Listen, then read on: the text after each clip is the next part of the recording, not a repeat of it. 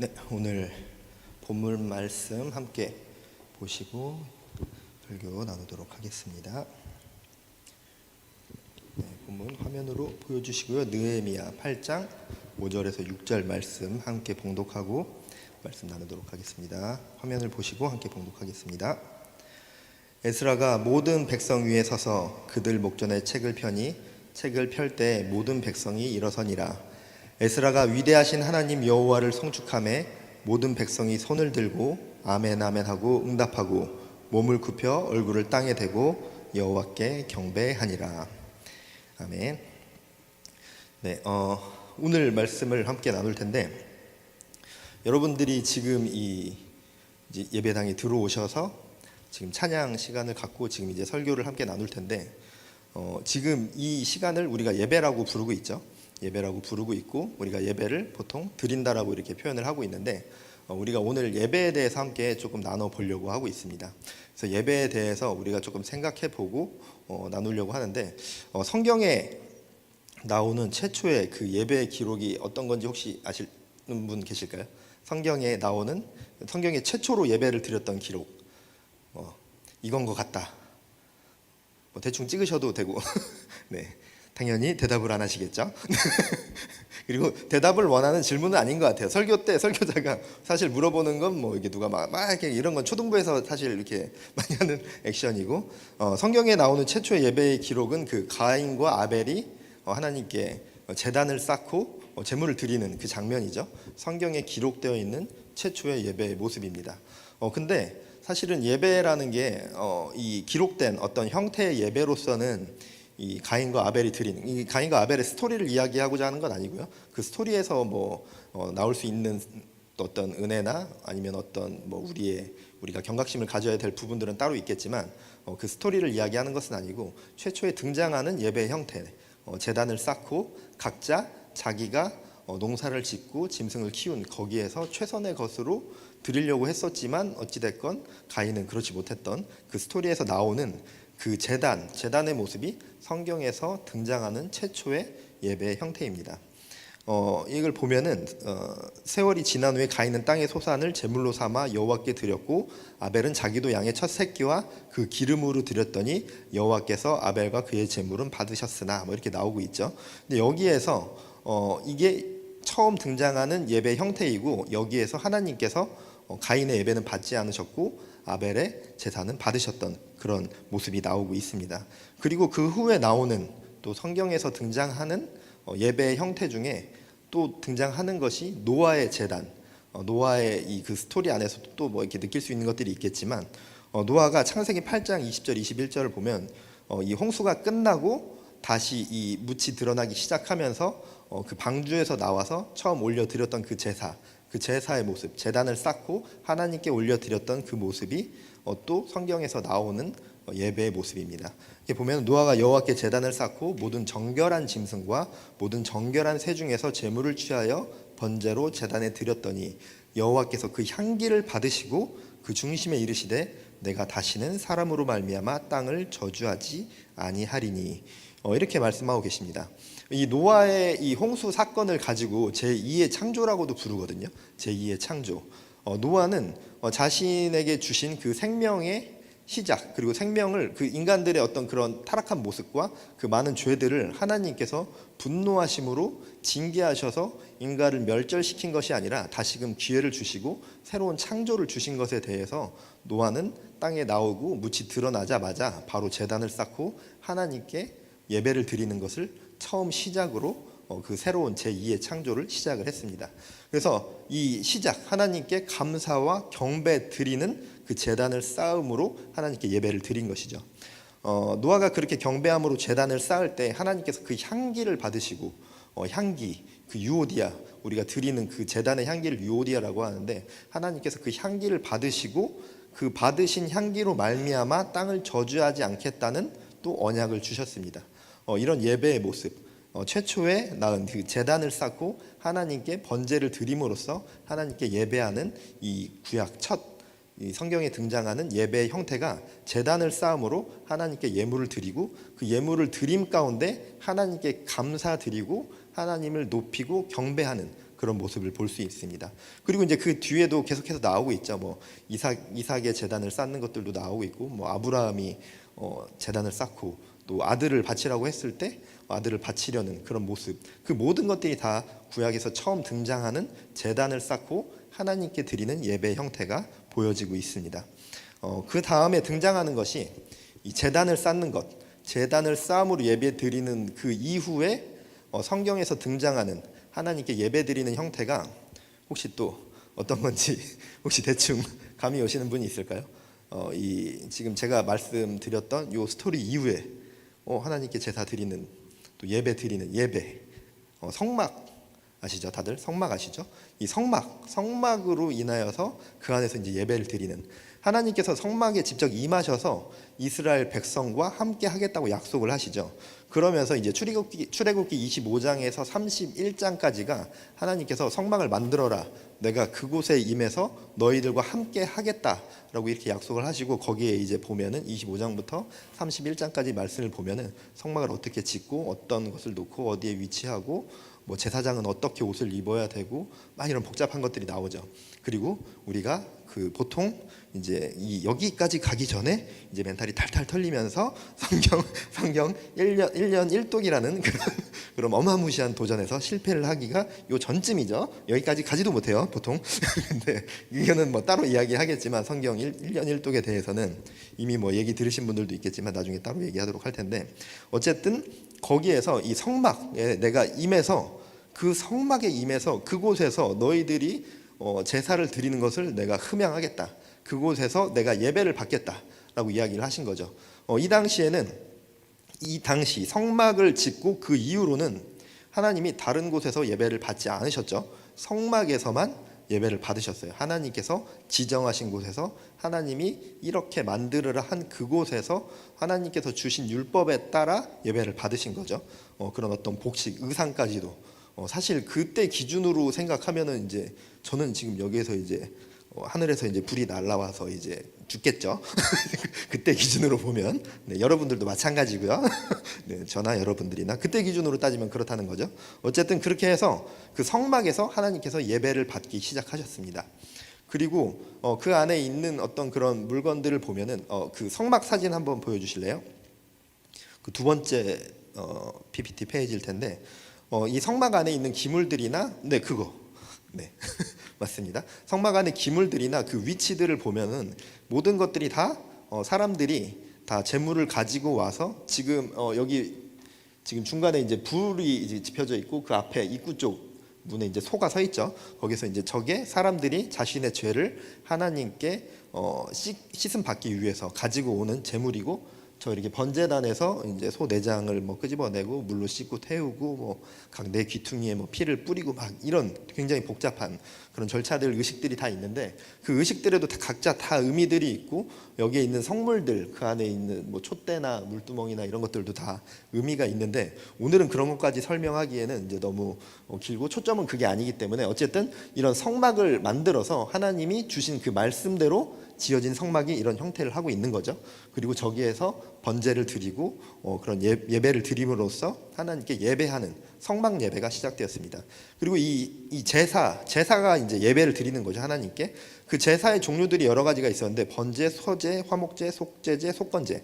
근데 번제 같은 경우는 일상의 어떤 신앙의 고백, 하나님께 드리는 나의 신앙의 고백, 그리고 하나님을 경배, 찬송하는 그런 제사이고, 그 다음에 이제 소제는 하나님께 드리는 어떤 순종의 고백이었어요. 내가 하나님의 종입니다, 내가 하나님께 내 생명을 바쳐 드리겠습니다라는 그런 순종의 고백을 드리는 제사였어요. 그리고 이제 화목제는 하나님과의 화평함, 인간과 하나님과의 화평함. 근데 이제 그거를 지금 우리들은 또 그 시대가 다르기 때문에, 우리는 이 전에 나오던 집에서 있건 뭐 차 안에서 운전을 하면서건 하나님께 기도드릴 수 있고, 하나님께 우리가 성령으로 기도할 수 있잖아요, 지금은. 근데 이 당시에는 어떤 이런 제사를 통해서 제사장이 하나님과 인간 사이에 어떤 연결고리가 되어주고 어떤 중보자가 되어서 하나님께 예배를 드릴 수 있었기 때문에 이런 제사의 형태들이 필요했고, 하나님께서 그런 제사를 받으심으로 이스라엘 백성들을 만나 주셨습니다. 그리고 이렇게 해서 하나님과 화평하고 교제하는 제사가 화목제인데, 이게 이 화목제 같은 경우는 또 특이한 게 성도, 쉽게 말하면 그 이스라엘 백성들 간의 교제도 포함되어 있었어요. 뭐냐면 이 화목제를 드릴 때는 다른 제사에서는 그 제물을 다 불태워서 하나님께 향기를 흠양한 건데, 이 화목제 때는 거기에 있는 고기들을 같이 먹을 수 있었어요. 이스라엘 백성들끼리 모여서 배불리 먹고 나누고 가난한 사람들에게도 나눠줄 수 있는, 그래서 하나님과의 화평, 교제뿐만 아니라 쉽게 말하면 그 성도들 간, 우리로 치면은 성도들 간의 교제 시간도 이 시간에 이루어졌다는 거예요. 그리고 이제 속죄제는 이제 무의식적으로 지은 죄, 뭐 예를 들면은 뭐 내가 의도하지 않았는데 뭐 어떻게 나의 실수로 인해서 사람이 죽었다던가, 아니면은 내가 의도치 않았는데 누군가의 뭐 어떤 뭐 물건을 뭐 상해했다든가, 하여튼 뭐 이런 거겠죠. 그리고 속건제는 이제 의도적인 범죄, 그런 진짜 범죄에 대해서 회개 드리는 그런 제사 의식이었습니다. 그리고 이제 뭐 형태도 있고, 더 제사에 대해서 설명하자면 더 많이 이야기가 있겠지만, 이렇게 하나님께 나의 신앙의 고백을 드리고 감사드리고 경배드리고, 또 하나님께 나의 순종을 고백하고, 그리고 하나님과의 관계를 하나님께 올려드리는 그 제사를 이 성막에서 드리는 것을 이스라엘 백성들이 예배로 드리고 있었습니다. 그리고 이제 그 이후로 넘어가서 성막 시대 이후에는 이제 성전을 짓게 되죠.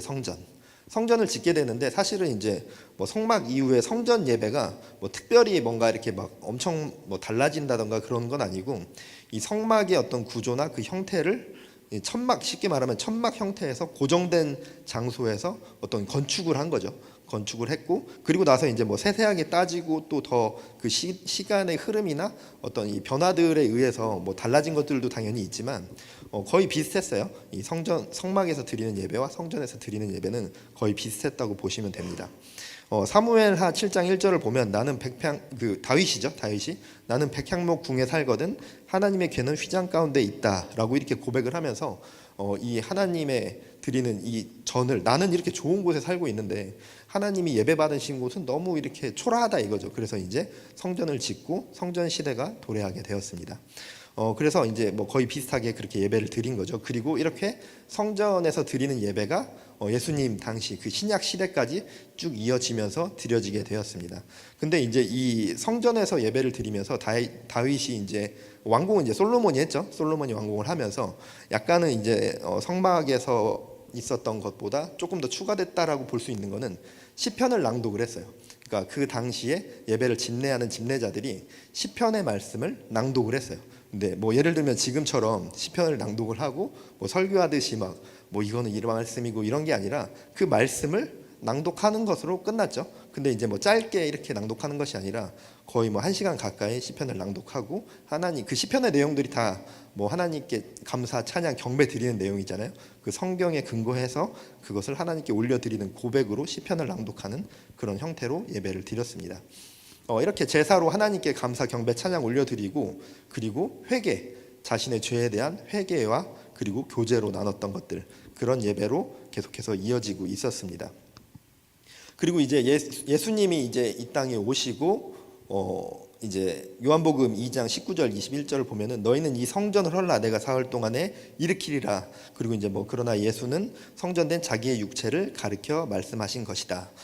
이렇게 말씀하셨고, 또 마태복음 18장 20절을 보면 둘 셋이라도 내 이름으로 모인 곳에 나도 그들 중에 있느니라 라고 이렇게 말씀을 하십니다.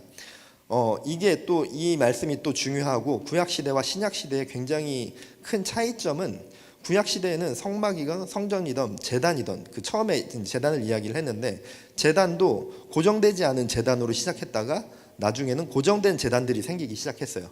그 후에 야곱의 제단들이나 뭐 이렇게 이삭의 제단 같은 경우는 하나님께서 뭐 이렇게 어떤 그 자녀에 대한 축복이나 어떤 여러 가지 축복을 허락하신 그 고백에 대해서 제단을 만들고 그 고정된 장소에서 계속해서 이제 예배를 드리고 그랬던 것들이 있었는데, 어찌 됐건 구약 시대에는 하나님께서 임하시는 장소가 있었어요. 성막, 그리고 성전, 그리고 그것도 사람들이 자기들 뜻대로 임의대로 우리 사는 곳이 여기 광교니까, 야, 광교에도 성막 하나 짓자.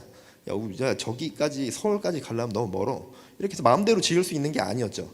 성전은 당연히 마찬가지였고, 자기 마음대로 지을 수 있는 게 아니었고, 지정된 공간에 그 자리에서만 하나님께서 임하셔서 그곳에서 예배를 받으셨는데, 예수님이 이 땅에 오시고 그 성전을 헐라 사흘 동안 일으키리라. 이것이 예수님께서 그 십자가에 달리시면서 실제로 성전이 무너지기도 했죠. 그런 상징적인 모습으로 보여주신 건데 그렇게 성전이 무너지면서 예수님께서 성전된 육체를 가리켜 하신 말씀입니다. 사흘 동안 일으키리라.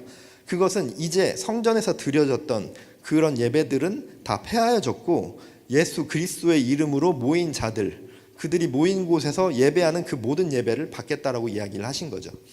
그러면서 이 오순절 성령 강림 사건으로 인해서 지금 우리 모두에게 성령이 임하여 있죠. 믿으시죠? 네, 우리 모두에게는 성령님께서 임하여 계시고 우리가 모두에게 성령이 임했기 때문에 우리들이 모인 곳에서 예배하는 그 모든 것이 예배가 될 수 있고 그런 예배를 받으신다는 거죠. 꼭 이 성전에서 지금 이 광교 여기 레인보우 홀이죠.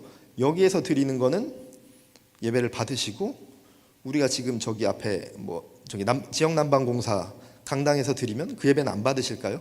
구약 시대였으면 안 받으셨죠. 당연히 지정된 곳에서 드리는 예배만 받으셨어요. 그런데 지금은 우리 모두에게 성령님이 임하셨기 때문에 예수님께서 그 모든 것을 이루어 주셨기 때문에 예수를 주라 시인하고 하나님을 믿는 그 믿음으로 모인 사람들이 모인 곳에서 드리는 모든 예배는 하나님께서 받으시는 겁니다. 이것을 이제 예수 그리스도의 삼중직이라고 하는데 왕과 제사장, 선지자 역할을 예수님께서 모두 감당하셨고 부활 십자가 사건으로 인해 이 모든 것을 완성시키셨기 때문에 그리고 그 이후에 우리에게 성령을 보내주심으로써 우리가 모든 곳에서 예배할 수 있는 그런 모든 이들에게 성령을 주시는 그런 특권을 누릴 수 있게 되었습니다. 그래서 우리가 성령으로 인해서 특정한 장소나 특정한 인물로 인해서 제사장이 꼭 있어야 하고 어떤 이스라엘 왕이 있어야 하는 그런 것들이 아니라 모든 곳에서 모든 장소에서 예배할 수 있는 그런 신약 시대의 예배가 시작이 되었습니다. 그런 신약 시대의 예배가 시작이 되면서 이제 그 이후로 이제 초대교회가 시작이 되는데 그때 이제 이 초대교회에서 드려지는 예배들은 성도 그 예배 초대교회 예배의 특징은 성도의 교제와 그리고 성찬 그리고 기도하는 것에 전념하는 것이 그들이 드리는 초대교회 예배였습니다. 먼저 이렇게 말씀을 보면 PPT 보여주시고요. 사도행전 2장 42절 말씀 함께 보도록 할 텐데요. 그들이 사도의 가르침을 받아 서로 교제하고 떡을 떼며 오로지 기도하기를 힘쓰니라. 여기 이 말씀에 사도행전 2장 42절에서 나오는 이 말씀이 초대교회의 예배 형태를 잘 보여주고 있습니다. 사도의 가르침을 받아 서로 교제하고 떡을 떼며 오로지 기도하기를 힘쓰니라.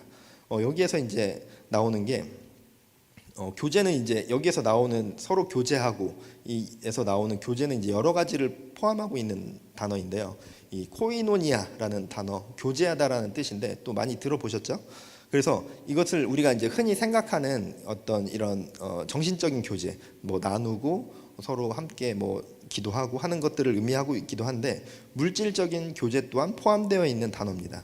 그래서 이것을 애찬식이라는 형태로서 이 교제를 이 초대교회에서 진행을 했었는데 이 애찬식이라는 게 함께 모여서 식사를 하는 아까 이제 그 구약 시대에도 화목 제물을 드릴 때 그렇게 이제 다 같이 모여서 식사를 하는 그런 게 있다고 말씀드렸었는데 이 초대교회에서도 애찬식이라는 것을 통해서 성도들이 함께 다 같이 모여서 식사를 나누는 그런 시간이 있었습니다. 근데 이게 초대교회는 주일이라는 개념처럼 이렇게 하루 이렇게 주일 해서 모여서 예배를 드리는 게 아니라 일주일에 어떤 많은 그런 어떤 문서들을 보면은 초대교회 이제 여러 초대교회 교회들의 기록들을 살펴보면 일주일에 5번 이상씩은 늘 모여서 저녁 시간에 항상 함께 그렇게 예배를 드렸어요. 그러니까 매일매일 성도들이 함께 모여서 이런 애찬과 성찬을 나눴다는 거죠. 그것을 그들이 계속해서 예배로서 드리고 있었던 겁니다. 그래서 이 애찬이라는 것 자체에서 그렇게 식사를 나눴던 이유는 굉장히 가난하고 또 어렵게 사는 성도들이 있었는데 그들을 위해서 함께 물질을 모아서 좀 여유 있는 사람들이 모아서 그런 애찬을 나누고 식사를 하고 굶지 않도록. 사실 지금과 그때는 또 조금 다르잖아요, 상황이. 그 당시에는 이게 밥을 못 먹는 사람들도 많았기 때문에 그렇게 함께 모여서 애찬을 나누는 것부터 예배의 시작으로 모든 게 포함되어 있었습니다. 그리고 물질적으로 굉장히 어려움이 있는 성도들을 실제로 그 교회 안에서 돈을 모아서 실질적으로 돕는 그런 행위들이 굉장히 많이 이루어지고 있었습니다. 그리고 이런 애찬의 끝에 성찬으로 이어졌는데, 여기 보면 이제 떡을 떼며라고 나오고 있죠. 이 표현이 성찬을 나타내는 말인데, 교회 성도들이 모일 때마다 예수님의 그 죽으심을 기념하며 성찬을 행했습니다. 십자가에 달리기 전날 제자들과 마지막 만찬을 나누시면서 성찬의 모습을 보여주시죠. 거기에서 떡을 떼고 포도주를 마시는 그런 성찬의 모습을 보여주면서 나를 기념하라라고 이렇게 말씀하시죠. 그것에 따라서 초대교회 성도들은 예배 때마다 성찬을 행하면서 예수 그리스도를 기념했습니다. 그리고 마지막으로 초대교회의 특징은 기도였다고 볼 수 있는데, 굉장히 중요한 거죠. 초대교회가 그런 어떤 역동성을 가지고 초대교회에서 그런 박해들을 다 견뎌내고, 그런 박해 가운데서도 무너지지 않고 계속해서 복음이 전파되고, 그리고 이제 코로나 이후에 또 뭐 그런 초대교회 이야기들도 많이 나왔었죠. 그 로마 당시에도 역병이 돌았을 때 그 초대교회 성도들만이 그 역병이 걸린 사람들을 돌봐주고 치료해 주었다는 그런 기록들이 굉장히 많이 나와서 그런 것들도 막 꽤 소개 많이 되고 했었는데, 이들이 그렇게 할 수 있었던 것, 그리고 그런 로마의 박해나 이런 것들에서도 이제 숨어서 예배하면서, 그리고 그 자신들의 신앙을 지킬 수 있었던 것은 이 기도의 힘이었던 거죠. 그리고 성도들 간의 교제, 그리고 매번 모였을 때마다 드려지는 그 성찬식을 통해 예수 그리스도의 구원 사건을 기념하고 기억하는 것, 그걸로 인해서 그들은 그 시간들을 견뎌내고 이겨낼 수 있었던 겁니다. 그렇기 때문에 이들이 초대교회에서 예배의 형태로 드린 것은 성도들 간의 교제, 그냥 단순히 친해지는 대화하고 막 이런 단순한 것이 아니라 정말 삶을 돌보고 서로를 위해 물질까지도 내어줄 수 있고 나눌 수 있는 진정한 교제, 영적인 교제와 실질적인 삶의 교제까지 나누고, 그리고 나서 예수님을 기억하는, 그리스도를 기억하는 그 성찬 자체가 이런 구원 사건에 대한 우리의 어떤 감사의 고백이자 경배의 고백인 것인데, 예배 때마다 그것들을 행했다는 것이죠. 그렇게 행하면서 늘 기도함을 강조했다는 것, 늘 기도함으로 그들은 그 예배의 모든 것들을 강조했다는 것입니다. 이들이 있었던 이제 많이 들어보셨던 것처럼 이제 카타콤, 이제 무덤이라는 뜻인데 지하교회, 그리고 가정교회, 유로포스라고도 하죠. 다락방 이런 곳에서 숨어서 거의 이렇게 그런 곳에서 예배를 드렸는데, 어떤 박해를 숨어서 예배를 드렸던 그런 초대 교회의 모습을 또 볼 수 있습니다. 그리고 나서 이제 그 이후에 이제 또 기독교가 이제 공인이 되죠. 그런 박해 시대가 끝나고 기독교가 공인이 된 이후에 서방교회는 이제 지금으로 치면 이제 천주교, 카톨릭이죠.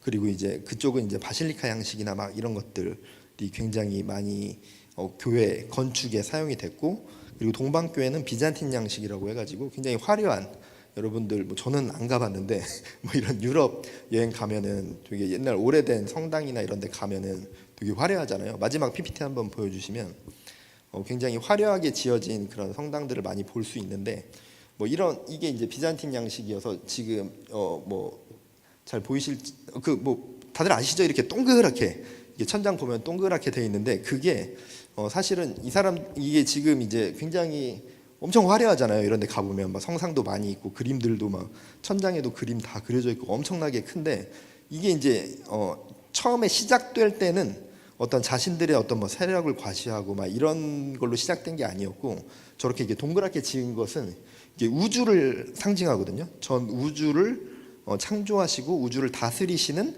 하나님이 거하시고 하나님께 예배하는 그 공간을 표현한 이제 그런 돔 형태로 만든 건데, 하나님께서 우주의 중심이시다, 약간 이런 거를 상징한 거고, 그리고 굉장히 화려하게 장식을 해놓은 거는 이때는 이제 어떤 천국에 대한 상징이, 이 당시 사람들이 생각했던 것은 천국은 굉장히 화려할 것이다, 막 보석도 많이 있고 굉장히 이쁘게 많이 이렇게 지어져 있었을 것이다라는 상상을 했기 때문에 우리가 드리는 이 예배의 공간이 하나님과 함께 거하는 천국이다, 약간 사실 이런 그런 맥락에서 저렇게 화려하게 이제 건축들이 되기 시작했는데, 이게 이제 나중에는 이제 좀 타락하게 된 게, 서로 이제 쉽게 말하면 이제 우리 지역에 있는 교회가 더 높게 지을 거야, 더 화려하게 지을 거야, 그림도 더 쉽게 말하면 더 간지나는 그림으로 우리는 채울 거야.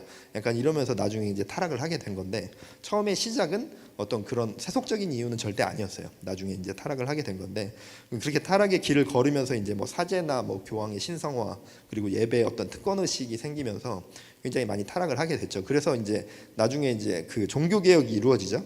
근데 종교 개혁이 이루어질 당시에는 그 당시에 이제 예배를 집례하는 교황이나 사제들이 그 당시에 성도들은 알아들을 수 없는 고대 라틴어로 설교를 했어요. 그럼 사람들은 못 알아듣고 그게 굉장히 거룩하다라고 생각을 해서 그런 식으로 하면서 이제 종교개혁이 일어났죠. 이때부터 종교개혁이 일어나면서 성도들이 그렇게 성경의 말씀을 듣지도 못하고 알아듣지도 못하고 있으니까 종교개혁가들이 종교개혁을 시작하면서 제일 먼저 한 것이 성경을 성도들에게 돌려주자라는 거였거든요. 그래서 이제 뭐 여러분들도 다 아시는 가장 유명한 사람이 이제 마틴 루터죠. 그리고 칼빙이나 찌빙글리나 뭐 이런 사람들, 그 종교 개혁가들 모두가 이제 시대는 조금씩 다르고 연도도 한 뭐 100년씩 차이 나기도 하고 이러는데, 모든 종교 개혁가들이 동일하게 행했던 것이 성경을 자기네 말로 번역한 거예요. 모두 동일하게 했던 것이 그건데, 왜냐하면 당시에 모두 성도들은 멍하니 앉아서 알아듣지도 못하는 거예요. 무슨 말인지도 모르고.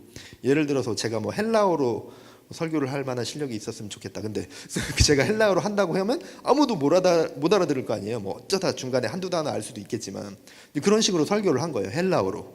그게 굉장히 거룩한 척, 뭐 마치 하나님은 헬라어로 된 이것만 들으신다는 것 마냥 그렇게 이제 했던 건데, 그러니까 종교개혁가들이 이 성경을 번역을 하기 시작했고, 성도들은 성경을 이제 읽기 시작하면서 굉장히 놀라운 거죠. 왜냐하면 처음으로 이 성경을 보기 시작했으니까, 인쇄된, 그리고 그 당시에 종교개혁가들이 종교개혁을 일으키기 시작했던 그 당시에 유럽의 인쇄술이 발달을 하기 시작해서 그 성경이 되게 많이 보급을 할 수 있었던 거예요.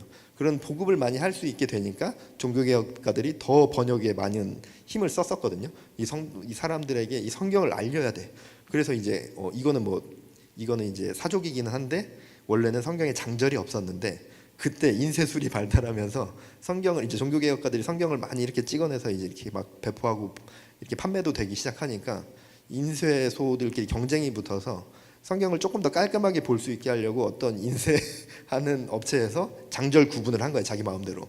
이제 그거에서 이제 유래돼서 이렇게 된 건데, 근데 되게 놀라운 거는 이 성경학자들도 이 사람이 되게 신학적인 지식이 있는 사람이 아닌가, 너무 잘 나눠놨다는 거예요. 어쨌든 이거는 뭐 사족이지만, 어쨌든 그래서 그때부터 성경을 이렇게 보급하기 시작하면서 예배 시간에 설교가 강화되기 시작한 거예요. 설교가.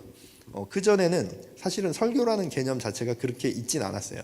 근데 이때부터 사람들이 성경을 볼 수 있게 되고 성경에 대해서 많이 알려주고 싶으니까 설교가 시작되게 된, 지금 현대의 지금 예배까지 이어지는 그 예배 형태가 만들어지기 시작한 게 종교개혁 이후부터 어떤 그런 성경을 성도들에게 돌려주자라는 그런 차원에서 시작됐는데, 사실은 그 이후에 이 설교가 강화되기 시작하면서 많은 문제점들이 또 나타나기 시작을 했죠. 그 문제점에 대해서는 잠시 후에 다시 이야기를 할 텐데, 오늘 본문을 다시 이제 한번 살펴보면, 오늘 본문으로 읽었었던 말씀을 한번 살펴보면 5절을 보면, 에스라가 모든 백성 위에 서서 그들 목전에 책을 펴니 모든 백성이 일어서니라 라고 이렇게 나오고 있습니다. 근데 안 보여주셔도 돼요. 네. 그 원문상으로 보면 여기에서 보면은 모든 백성, 그러니까 에스라가 모든 백성 위에 서서 그들 목전에 책을 펴니 모든 백성이 일어서니라라고 해서 모든 백성, 그들, 모든 백성 이렇게 번역이 되어 있는데, 사실은 이 세 곳이 원문으로 보면 동일한 단어로 되어 있어요. 그래서 그냥 그 원문 그대로 번역을 하면, 에스라가 모든 백성 위에 서서 모든 백성 목전에 책을 펴니 모든 백성이 일어서니라. 굉장히 어색한 말이긴 하죠. 근데 조금 이 번역을 하면서는 조금 이렇게 조금 물 흐르듯이 흐르려고 이제 중간에 그들이라고 이제 번역을 한 것 같은데, 어쨌든 성경에서, 이 성경 자체에서 이렇게 모든 백성, 콜함이라는 단어인데, 이거를 강조해서 쓴 것은 이 곳에 모인 그 모든 백성들이 하나님의 말씀을 듣기를 얼마만큼 사모했는지를 강조하기 위해서 이렇게 동일한 단어를 굉장히 문법상 어색하지만 강조해서 세 군데를 집어넣은 것입니다. 그리고 마지막 5절 마지막을 보면 일어서니라 라는 이제 단어가 있는데, 여기에서 이 일어서니라라는 것이 단순히 그냥 뭐 아까도 이제 상민이도 뭐 이제 불편하지 않으시면 다 같이 일어서서 찬양하겠습니다 이렇게 했었는데, 이런 그냥 단순히 몸을 일으키는 그런 뜻의 말을 하는 것이 아니라, 이런 행위만을 말하는 것이 아니라 그 일어선다라는 그 자체가 하나님을 경외하고 내가 하나님을 섬기겠습니다라는 그런 표현이었어요. 그 행동 자체가. 그래서 이 모든 사람들이 하나님의 말씀을 듣기를 사모했고, 그 결단함의 행위로 이렇게 모든 사람들이 일어섬을 이렇게 보여주고 있는 겁니다. 그리고 5절에서 이스라엘 백성들이 얼마나 말씀을 사모하고 하나님의 경외하는지를 계속해서 보여주고 있는데요. 6절에서는 에스라가 광대하신 하나님 여호와를 송축하며, 에스라가 예배의 시작을 하나님을 향한 송축으로 시작을 했고, 그에 대한 화답으로 이스라엘 백성들이 손을 들고 아멘 아멘으로 응답을 했다라고 나오고 있습니다. 그리고 몸을 굽혀 얼굴을 땅에 대고 경배를 했는데, 몸을 굽혀서 얼굴을 땅에 대는 것이 어떤 그런 복종과 섬김의 그런 표현의 의미도 있는데, 하나님께서 주시는 어떤 그런 궁유를 누린다라는 그런 의미도 포함되어 있습니다. 이 같은 행위가 하나님 앞에서 순종하고 섬길 각오가 되어 있다는 표현이고, 하나님을 경외함으로 예배를 드린다라는 그런 사람들의 표현인 것이죠. 그리고 이제 예배를 올려드릴 때 주어지는 그런 어떤 하나님의 은혜가 이곳에 임함을 나타내기도 합니다. 근데 이들의 행위 자체가 행위 자체도 중요하죠. 왜냐하면 그 행위라는 것을 통해서 자신들의 어떤 경배함을 나타내는 것이고, 그리고 그곳에 모인 이들의 어떤 마음가짐을 또 다르게 할 수도 있는 거기 때문에 행위 자체도 중요하지만, 이 사람들의 어떤 그 예배의 중심이 하나님께 올려드리는 나의 경배, 그리고 나의 찬양, 나의 순종함을 하나님께 올려드리고 고백하는, 그것이 이제 중심이 되어 있는 것을 조금 바라보셨으면 좋겠습니다. 이들의 예배의 모습은 자신의 것을 구하는 것이 아니라 하나님을 찬양하고 경배하는 모습으로 가득 채워져 있는 거죠. 경외함으로 몸을 굽혀 얼굴을 땅에 대고 하나님을 경배하고 찬양하는 것. 그리고 이들은 자신들의 어떤 은혜를 구하는 것이 아니에요. 저에게 은혜 주세요. 저에게 이런 힘듦이 있습니다. 제 삶을 돌봐주세요. 이런 것들을 구하고 있지 않아요. 자신들의 아픔을 토로하고 자신들의 원함을 성토하고 있는 것이 아니라, 그 예배의 시간에 오로지 하나님께 경배함에만 집중하고 있습니다. 지금까지 이제 오늘 본문 말씀과 그리고 이제 지금까지 성경에 기록되어 있는 순서대로 나오고 있는 예배 형태를 조금 살펴봤는데, 제단이나 성막, 그리고 성전, 그리고 초대교회 예배의 모습의 공통점은, 그들의 예배의 모습을 보면 각각 어떤 다른 형태와 장소도 달랐고 여러 가지 다른 요소들도 있었지만, 이 모든 예배의 공통점은 하나님께 드림, 오직 그것만이 존재했다는 거예요. 하나님께 드림, 그리고 성도들 간의 교제, 친해지는 교제가 아니라 아까 이야기한 것처럼 정말 우리의 영을 나누고 실질적인 삶을 나누는 그런 교제만이 예배의 형태에 포함되어 있었습니다.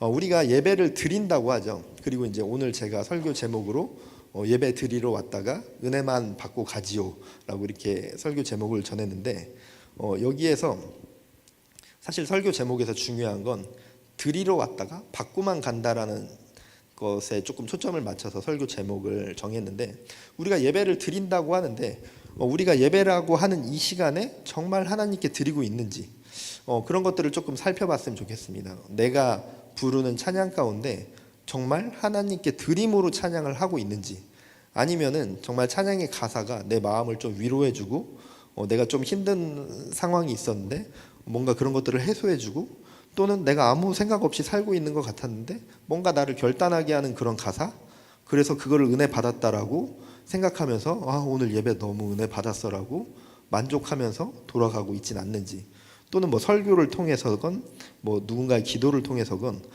내가 오늘 위로받았어, 내가 오늘 도전받았어, 내가 오늘 뭔가 해소됐어, 내가 정말 일주일 동안 너무 힘들었는데 예배 나오니까 마음이 너무 편안해졌어, 이런 것으로 내가 오늘의 예배를 은혜 받았다라고 이야기하면서 그것에 만족하면서 그것이 진짜 예배 드렸다라고 생각을 하고 돌아가고 있진 않는지 한번 자신의 모습과 자신의 마음을 한번 돌이켜 봤으면 좋겠습니다. 예배라는 거에 대해서 정말 하나님께 드림이 아닌 내가 무언가 받는다라는 개념이 굉장히 많은 것 같아요. 이게 아까 이야기한 그 종교개혁 이후에 설교가 강화되면서 나타난 굉장히 타락한 모습의 하나입니다.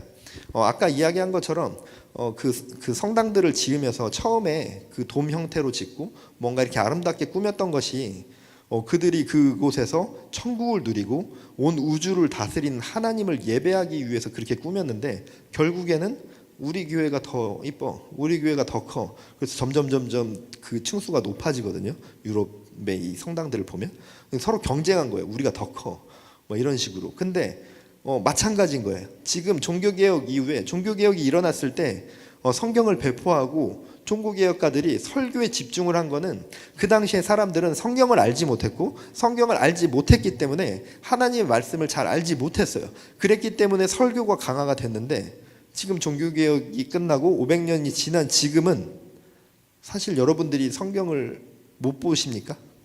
얼마든지 볼 수 있죠. 얼마든지 볼 수 있고 얼마든지 여러 가지 루트를 통해서 또 더 다양한 번역본, 메시지 성경의 개혁개정의 뭐 우리말 성경의 공동 번역의 다양한 번역으로도 볼 수 있고 또 저는 잘 안 되지만 영어가 되시는 분들은 영어도 되게 다양한 버전으로 번역이 되어 있잖아요. 우리는 충분히 볼 수 있어요. 충분히 볼 수 있는데 사실 얼마나 각자 다르시겠지만 얼마나 보고 있는지 모르겠지만 우리는 지금 충분히 성경을 내가 볼 의지만 있다면 얼마든지 볼 수 있는 그런 상황 가운데 있는데 보지 않죠 잘. 그리고 누군가가 하는 설교에만 의존하고 설교 입구로 예배가 되어버린 굉장히 타락한 현대 교회의 모습을 보고 있습니다. 그때 종교개혁 당시의 이야기들을 막 들으면서 여러분들이 그런 생각을 하죠. 뭐 그 교황 성상화하고 막 뭐 그 갑자기 생각이 안 나냐. 그 뭐죠? 뭐 팔았잖아요. 면죄부. 네, 지금 면죄부가 생각이 안 나. 면죄부를 팔고 지금 생각하면 되게 어이없죠. 아니 무슨 어떻게 면죄부를 팔지? 그리고 이제 뭐 교황이면 교황이지 뭐 저거 약간 뭐 이단 아니야? 막 이렇게. 근데 지금 설교를 중심으로 하고 설교자들이 굉장히 높아지는 이게 종교개혁 당시와 사실 다를 바가 없어요. 설교를 굉장히 중요시 여기고 설교를 위한 뭐 준비 찬양도 아니고 설교를 위한 모든 세팅이 이루어진다면은 그 예배는 예배가 아니에요. 그거는 더 이상 예배가 아니고 그저 자신들의 만족을 위한 그냥 강의 시간일 뿐이고 그냥 나 위로받기 위한 시간일 뿐이고 나 그냥 도전받기 위한 시간일 뿐이에요. 사실 그럴 거면은 목사님들보다 더 목회자들보다 더 좋은 얘기 해주는 되게 유명한 강사들 많잖아요. 사실 그런 강사들 얘기 들으면 되거든요. 유튜브에도 많이 있고 뭐 돈 조금만 지불하면은 되게 좋은 강연들도 많이 있는데 그럴 거면은 그런데 가서 강연을 들으시면 돼요. 사실 더 좋은 퀄리티로 더 좋은 인생의 이야기를 해줄 사람들은 더 유명한 강사들이 더 좋은 얘기 많이 해줄 수 있거든요. 근데 우리가 이 시간에 모이는 거는 설교를 듣기 위함이 아닌데 설교를 듣고 내가 뭔가 위로받고 도전받기 위한 시간이 아닌데 하나님께 예배 드리기 위해서 우리가 이곳에 와야 하는데 뭔가 내가 채우기 위해서 이런 교회 예배라는 자리에 나오는 일들이 많이 나타나고 있다는 겁니다. 현대 교회 여러분들이 다 그렇다라고 제가 이야기를 하는 것이 아니라 누군가는 정말 하나님을 예배하기 위해 이 자리에 나오는 사람들이 있고 누군가는 내가 받기 위해 나오는 사람들이 있어요. 말로는 예배 드린다라고 나오지만 결론적으로는 자기가 뭔가 얻어야 되는 내가 뭔가 은혜 받아야 되는 그래서 그날 설교가 별로면 뭐 오늘 예배 좀 그냥 그랬어. 근데 그날 뭐 찬양이 됐건 뭐 설교가 됐건 뭐가 됐건 자기의 마음을 채워줘. 오늘 예배 은혜로웠다는 말을 하게 되는 거죠. 하나님께 드린 것이 있습니까? 하나님께 드린 것이 있을 때 그때 은혜가 있을 수 있는 겁니다. 내가 받기만 했다? 그건 은혜가 아니라 그냥 감동이고 자기 만족일 뿐이겠죠. 예배는 하나님께 드리는 시간입니다. 제단을 쌓았을 때 그들이 무언가 원해서 제단을 쌓은 게 아니에요. 내가 위로받기 위해 제단을 쌓은 게 아니에요. 내가 더 많은 소출을 위해서 제단을 쌓은 게 아니에요. 그 소산물에 대한 감사로 제단을 쌓았고 성전에서 성막에서 예배 드릴 때도 나의 죄를 회개하고 지금의 이런 삶을 감사하고 어떤 이 성도들 간의 교제 내가 도울 수 있는 성도들을 돕는 그것이 예배였지 내가 은혜 받기 위한 시간이 예배가 아니었어요. 종교개혁 이후에 성경을 더 알려주고 싶어서 성경을 깨닫게 하기 위해서 시작된 설교가 지금 현대 예배를 망치고 있다는 생각이 조금 듭니다. 그리고 여러분들이 속고 있다는 생각이 들어요. 여러분들, 설교는 예배가 아닙니다. 설교는 사람들에게 주는 거죠. 물론 하나님의 말씀인 성경을 우리가 잘 깨닫기 위한 시간이고 중요한 시간이지만 불필요한 시간이란 얘기가 아니에요. 쓸데없는 시간이란 얘기가 아니라 우리가 찬양하고 기도하고 정말 하나님께 내 감사와 나의 모든 삶의 경배를 올려드리는 그 시간이 예배의 시간이라는 겁니다. 그래서 우리가 이 예배 자리에 나올 때는 뭐 어떤 예배에 참석을 하던 그 시간에 설교 듣고 내가 도전받고 내가 뭔가 마음에 치유받는 것도 좋은데, 찬양하고 기도하는 그 시간, 그리고 그 설교를 들으면서도 내가 위로받았어가 아니라 하나님이 주신 이 말씀, 성경의 이 말씀을 통해서 나의 어떤 결단, 하나님께 드림이 있어야 될 것 같습니다. 그래서 여러분들 어떤 예배를 드리시건, 이 청년부 예배를 드리시건 뭐 대예배를 드리시건 어떤 예배를 드리시건 그곳 가운데서 내가 무언가 받으려고 하지 마시고 진짜 드리는 시간이 됐으면 좋겠습니다. 하나님께 감사드리고 경배드리고 또 내 이웃을 향해 내가 뭔가 줄 수 있는 것, 나의 것을 내어줄 수 있는 것을 결단하고, 그리고 또 나의 죄를 회개하는 그런 진정한 예배의 시간이 되었으면 좋겠습니다.